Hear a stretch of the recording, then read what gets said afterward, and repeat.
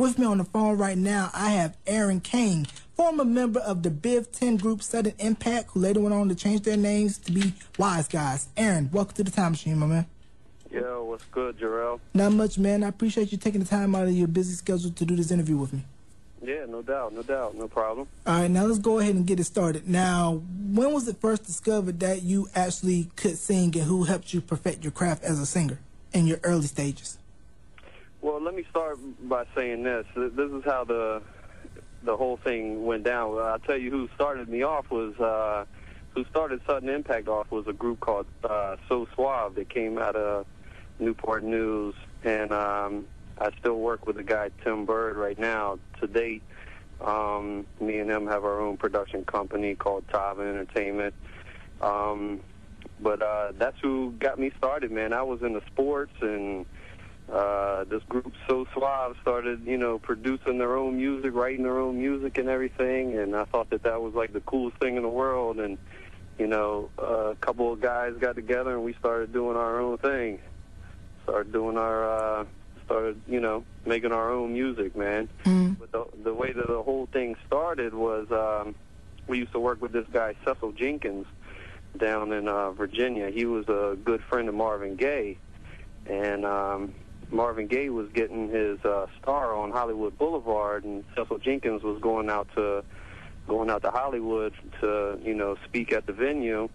And two guys from the group ended up going out to L.A. with Cecil, you know, and we started working with him and went out to L.A. for, you know, Marvin Gaye getting his star on the Hollywood Boulevard, and Biv ended up stopping by, man, you know, just seeing that Marvin Gaye was getting his star on Hollywood Boulevard, and Biv ended up stopping by. Two guys, you know, in our group ended up being out there. We had a poster, and tried to give the poster to Biv, and he actually thought it was a New Kids on the Block poster at first.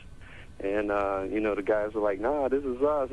We got our own group. And at the time, Biv had a three group production deal with, you know, with from Motown, and we ended up just kind of getting on the ticket with Boyz II Men and ABC. That's who Biv ended up signing, you know, with a 3-group deal with Jarrell Busby from Motown.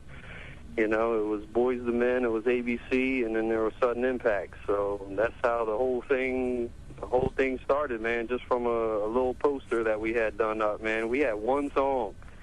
We had one song demo, man. Now, back to you guys breaking out in Newport News, Virginia. Did you guys do the high school talent show circuit? Nah, we actually didn't even do any talent shows, man, because, you know, I was into sports. My brother was into sports. We really didn't end up taking it serious until we did this one demo, and then everything just kind of snowballed. There was a guy that started the group, and he was actually taking it a little bit more serious than everybody else, you know. And he was one of the members that ended up going out to L.A., and we didn't even really do the talent search thing and none of that, man. We just did demos, had a poster done up, and ended up meeting the right person at the right time. All right, now you said that Biv had a 3-group deal through Motown. That was to create Biv 10. It was you guys, ABC, and Boyz II Men. Now, when you guys first meet Biv as a group, did he kind of was like, okay, I want to keep you guys the way you are now, but make you like a more R&B New Kids on the Block? I wouldn't say New Kids on the Block, you know what I mean? Because, you know, New Edition and New Kids always had their, like, kind of thing, you know what I mean? But he just kind of gave us, gave us our freedom on kind of what we wanted to do. Like I said, you know, there was this group So Suave that was kind of writing for us back then with my man Tim Bird, and they were pretty much writing the songs for us, and we were just kind of demoing, you know, because we were young at the time. We were only 16, 17 years old at the time, you know.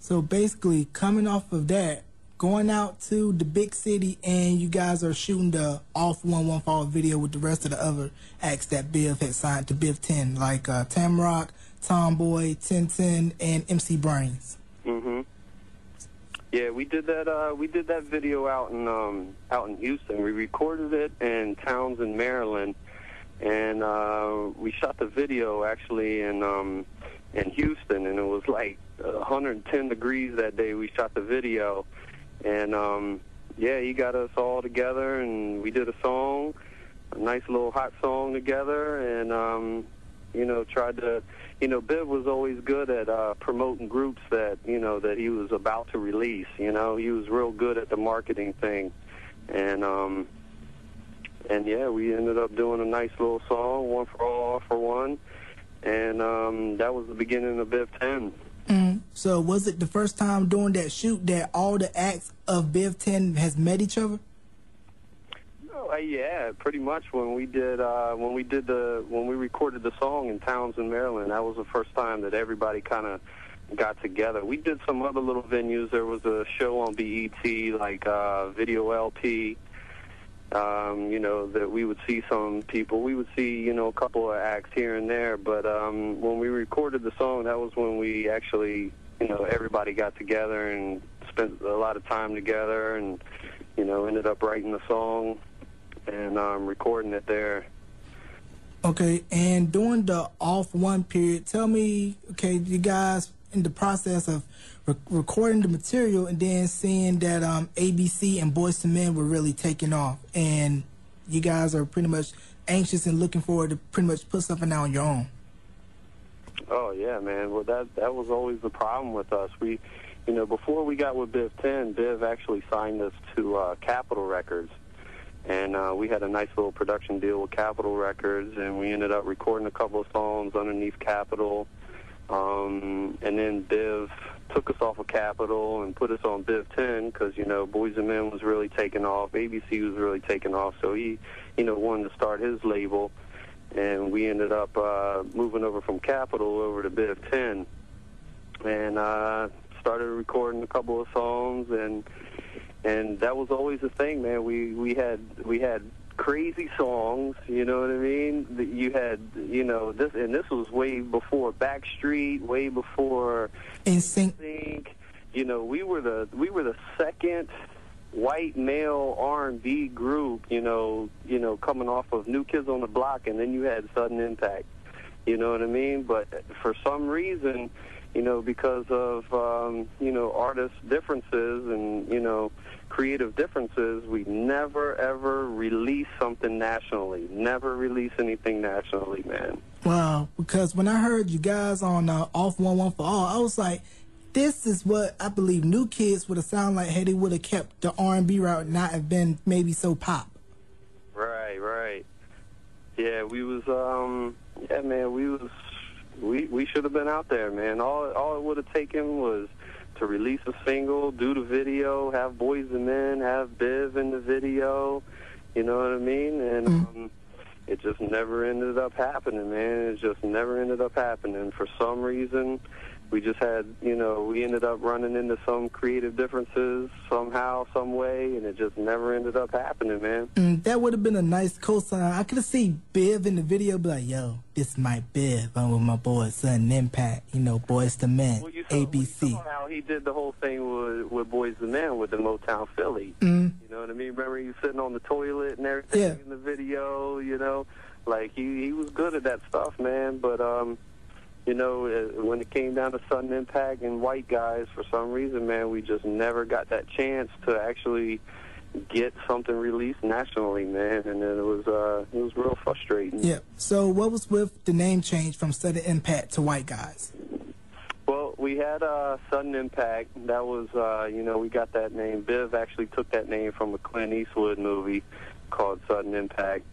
And Bill was always good with names, and like I said, you know, with the marketing thing and everything. And us being the only white people in you know, in Biv Entertainment, everybody called us Whytegize anyway. Everybody'd be like, hey, what's up with the Whytegize? You know, where are the Whytegize at? You know? So everybody called us Whytegize anyway. you know, dealing with, you know, Boyz II Men and ABC with the whole crew there and everything. So Biv was just like, and we actually went on video LP on BET and announced it to everybody about the name change and stuff. And, you know, he was like, everybody calls you Whytegize anyway, you might as well just be called the Whytegize. We actually, you know, weren't too cool with it, you know, because, you know, calling yourself Whytegize, you know, we weren't too cool with it. But, you know, being in the situation that we were in and everything, you know, got, you know, Biv behind you, you know, with some, you know, nice acts and, you know, stuff's really popping off. We said, hey, let's run with it, you know. Yeah, and I forgot to mention that in the scene in the Motownphilly video where Biv was on the toilet, I believe, in the back of him was Questlove from The Roots playing drums.